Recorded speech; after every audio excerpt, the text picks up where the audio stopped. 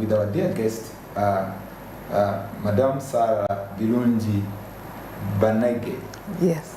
She is the head of corporate affairs, UNOC, and dear countrymen and countrywomen, this is the company which deals with the management of the oil and gas, of which this country is interested to know this economic resource, whether it's of a great benefit to Ugandans. It has been over time, and we get different information in this discourse of oil production in Uganda. And our dear guest, you come at a time where Ugandans are asking questions, when are we going to have the petroleum exploration in Uganda that is going to cover up the existing gap of where we are blaming Ukraine war and where now Uganda maybe we can be self-sufficient and sustainable, having our own oil, having our own petroleum that cannot even at all be intimidated by the world other oil production challenges. Those are some of the issues we'd like to also be looking at. And it's a pleasure to have you. We'll be discussing the realities of oil and gas in Uganda for job creation and increase of national revenue. Our dear guest, the reason why we come with this discussion is a deliberate also intention to partner with you to create awareness. We inform the population to have much more confidence in what this sector is bringing on board for Ugandans. And at this juncture, that's where we go to the realities. And we'll be looking at the background, the track record of petroleum exploration in Uganda. Myself is not there, but at least I'm aware that this has been an intention of the government since 1986 and up to now, of where oil should be an added advantage for this country. Kindly greet the viewers, and that's part of our first perspective of our discussion. Okay, thank you very much for that good insight. And viewers, I'm glad to be here.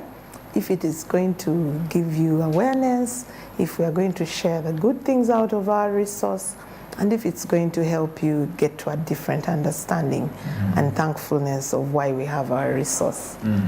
Good evening to you. Yes, you're welcome, Madame Sarah Birungi Banege. Here, count us as your partners. As tonight we have you on board. And I'm aware, I was looking at how we've been progressively, creating the similar awareness on the progress of oil sector in Uganda. There was a third annual National Content Conference, which was dealing with the main theme that was referring to the multiplier effect of Uganda's oil and gas sector. And where you'll be having some of the insights, please, you are free to share. And also, I was also able to have the latest also information that was referring the oil and gas. That was on August 22nd, and there was a well-articulated information that was shared with the Ministry of Finance, which was referring oil and gas, the opportunity in the G7 shifting goalposts. If at all you're also recalling some of those insights of it, the viewers and listeners will be interested to have that package and give them confidence in the oil production in the country. So here we are. It's a pleasure to have you. Please kindly give us your package in looking at the realities of oil and gas in Uganda for job creation and increase of national revenue. Okay, thank you very much. And you've rightly mentioned our resource, the oil and gas resource, we view it as a country as something that is going to transform not only individuals but the country at large.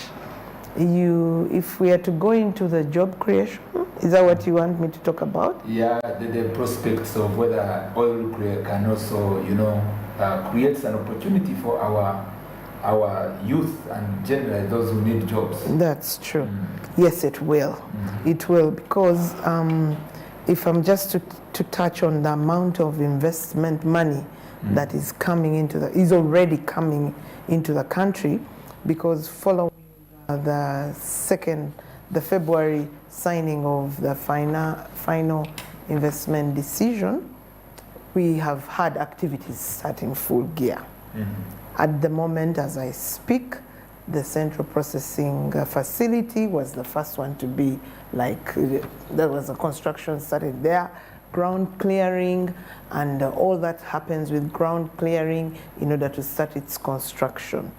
And that's where the jobs actually begin, because you have tier 1 contractors given awards, and they in turn subcontract, and so that's how our Ugandan contractors have also come on board. So they're already doing lots of work down at the Tilenga being the one that is being run by Total Energies.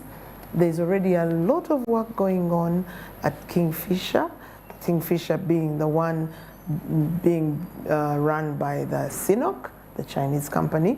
So the moment was like a go. It was like get set, get ready, go. So the moment the final investment decision was signed in February, down in Bulisa, work started. Work started by clearing the ground in order to build, that's the first stage, the central processing facility. Subcontractors were taken on board. These people who are there have to eat, so people are already supplying them food. And as we speak now, even the camps where they're staying have been built. Now, each of those tasks are being done by Ugandans. So even if the contract, the first tier 1 was the international contractor, they have since contracted the local subcontracted the local contractors who are already hands-on. That is on the side of building the central processing facility. The first thing that they're going facility, yes. This is where they'll put all the, so because that's the starting point. But don't forget that before going there, the resettlement of people who are affected was also happening. Now, when you're affected and you have lost your house, you opt for another house, which is what we call a house in kind and not cash. So construction of all those houses started happening, okay? And every time they get to a village, that this is, for instance, Rengo, and we are building houses for those affected by the pipeline, they do contract local contractors. They do contract local porters. The LCs get into the business of finding out the youth who are there and are ready to do these, we call them non-skilled jobs of building these compensation houses. So that is already happening. So there is a lot of life happening in terms of the works in Hoima itself, then the works along the pipeline where people are affected and houses are being built for them as compensation. That then hits people directly, because when you get to a village or a sub-county or a district, you work with the LCs to get local contractors and also get local, like labor, local labor. So you definitely feel it. That is happening. Now, we also have in place a very good national content policy where we have particular services ring-fenced for Ugandans. Yes, ring-fenced for Ugandans. So you've talked about the first phase, the traced opportunity. Yes. And you called it what? The tier 1 contractors. Tier 1 contractors. Yeah, which are like McDermott, they're international, who subcontract Ugandans, contractors. And then I talked about along the East African crude oil pipeline, where they build houses for those affected, and you employ labor in respective districts as you put up those houses. The labor and also local subcontractors. The second level. Yes. The third level. Yes. Now all those levels are being, they've already awarded the level of food contraction, because people are already eating. That is Uganda. So they've awarded those contracts already, and they are gone to Uganda. Would you kindly, if at all able to recall well and good to know, to share with the viewers the number of those jobs? Oh, yeah. Yes, yeah. the number, the If I'm to estimated look numbers. at approximation numbers, approximation. you're looking at 100,000 plus. 100,000 plus. Yes, and if we go by projects, the projects which we say are upstream, 100,000. yes, plus, direct. Those are direct and some indirects, yeah? I'm not talking about the ripple effect where, let's go it phase by phase.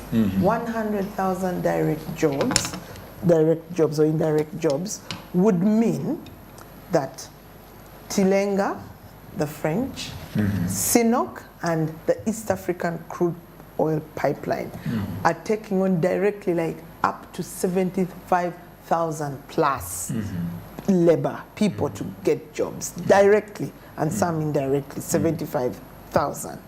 Then the refinery would take on in the regions of 30,000. Those are direct jobs. 30,000. Yes. Now, these are direct jobs. But why I started with where I started, you see, you get a job and you're given a contractor to supply food. But then there's the person who has given you the tomatoes, who has given you the onions. So you see there is a spiral effect ultimately up to the bottom. Those will never meet the contractor, but there is it's a ripple effect that finally leads to the 100,000 we are talking about. And those are not among the 100,000, because when you're talking about the 100,000, you already see that those are directly affected, I mean directly getting jobs, but they will have to sleep, where the hotel will have to get money, they will have to eat, where restaurants will have to get money, they will fall sick, and so the hospitals will get money. So it has a ripple effect. It has a ripple effect. But also, there are particular services ring-fenced directly for Ugandans. Services like legal services. Whoever would need legal services, yes, will have to get them from here. Yes. Services like human resource, really, crane hire, accommodation, you know, catering, and stationery. There are those things you are 100% sure through the business life of the projects being undertaken, those are going to go to Ugandans because they've been ring-fenced. Now, those are some of the ripples that we will not have accounted for in the 100,000, but we shall see on the GDP, because the projections of the GDP as well have been estimated. We'll be going to that very area which you are taking me to of GDP, and we are very much interested. But one question, like any other Ugandan could ask outside there, the viewer and the listener, because we have, when we talk about jobs, that is, by the way, an area that is scratching everyone. Yes. And the interest in this matter is to know whether the offer of these jobs is via a transparent process. Because, you know, Uganda, we're having this challenge, and it's still in the background and even the open, that to get a job is know who knows you, who has recommended you. Are you known in the government? Are you known by either the NRM? Who has, you know, how the process? Because we would like to have the confidence at the end of the day, as this project excels, there must be total support by the population. And there must be total trust in all your processes. What is your take, or maybe an explanation briefly that should give the confidence to the viewers that these jobs are for every Ugandan? Yes, they are. Yes. Because I have seen for myself these adverts being published in the newspapers. They're being published everywhere. These international oil companies, CNOOC, Total Energies, advertise almost every day. Huge numbers. They're calling for huge numbers of people to come and work. And we are also very sure that the laws we put in place were clear, that these are ring-fenced for Ugandans. The jobs we can do are ring-fenced for Ugandans, are there, and it is in the law. So they do not want to contravene the law, because the regulator will take them on. The regulator comes to check, are you following what the law says? The human resource yes, policy. Yes. And all the jobs ring fence, you cannot have a lawyer, a human resource, an environmentalist, the surveyors coming from abroad, because those jobs in law are ring fenced and the regulator's role is to cross-check that it is being done. There's no interference by anybody? No, it can't. You see, the international company is given a license. And now when you have your license, you must follow those principles of the license. Short of that, then you have problems. And then you have an entire regulator checking on you, because these are international companies. They have the Ugandan regulators checking on them that what you said you will do, you're living by. Otherwise, then you're not following the terms of your license. So the methods of recruitment up until this point, we have seen these companies advertising. Okay. We have seen them following they have individual recruitment policies in there, which have been looked at and found to be fair, but at least it is clear they're advertising these jobs. Yes. Thank you for the sharing of that information. Now, next time, you might have been getting few applicants because of people fearing, say, who knows you. But Yes. this time around, you'll get more applicants after this talk show. Me, I can speak for UNOC where I work, and not speak for I've spoken for the international companies, but in UNOC where I work, yes, please. it is very clear. The process is very transparent and it's on merit. That's exactly how I joined. An advert is published, an advert is put on the website, and if you qualify, everything is online, you hand in. It is a fair process. Thank you so much. We are going for a commercial break, but as we come back from the commercial break, I'll be interested to know the exploration plan for the whole country where there is oil and gas. And I will give you a projection of how America, that is a world-leading producer of oil and natural gas, they have been able to utilize it for providing jobs. And we would like to also project back to our own and the billows which have been discovered to see whether we can match to the same tune of exploiting the potential of oil and gas to provide jobs. I'll give these statistics that are interesting to the viewers, and maybe we'll see where we match. Stay tuned on Smart 24 TV. We are with Madame Sarah Birungi Banage is encouraging all of us that please just get ready to support the UNOC and other oil companies and gas, sector in a way that can benefit for job creation, and she'll also be taking us through in regard to how our GDP is all of a sudden changing because of oil and gas contribution. Stay tuned to Smart 24 TV. See you in the next session.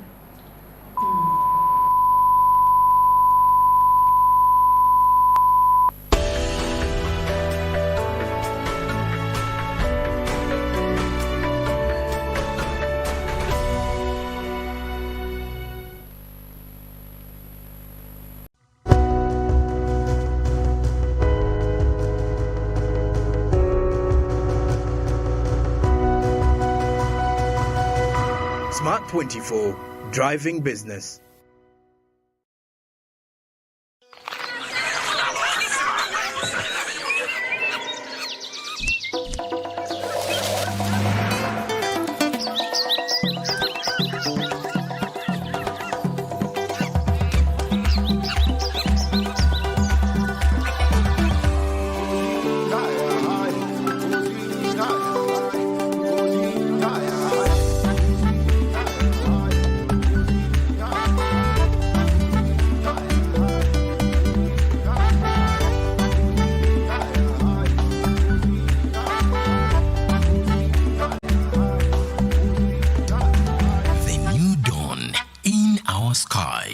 Futinbuto, the taste of Uganda in a new international park. Vimba ne MTN Kabode Super esimu ya sereza nga bw'ogisasulira mpola mpola kuba amasimu kyusa zi status za WhatsApp laba bu video ku YouTube oba kozesa Google okumanya buli ekiri wansi w'enjuba ku GB 2 ze tukuweza buli mwezi okumala emyezi 7 sasulako emitwalo 99 zokka ezisigadde osasula mpola mpola kati okola ki leero genda ku dduuka lya MTN erikuli okumpi weefunire MTN Kabode Super mangu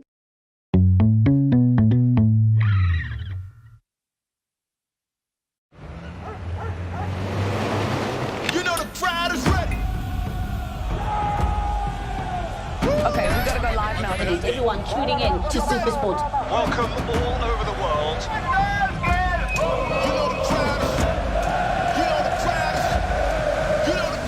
It's time for the main event.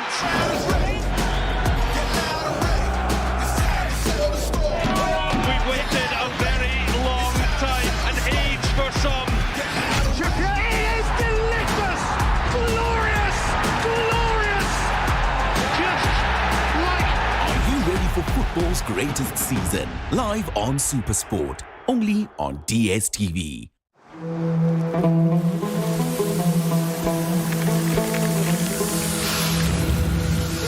A World Cup in the desert? The first one in the Middle East. The first to be held at the end of the year? That's crazy.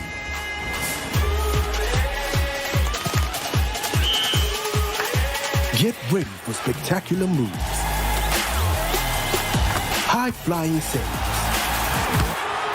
unbelievable goals.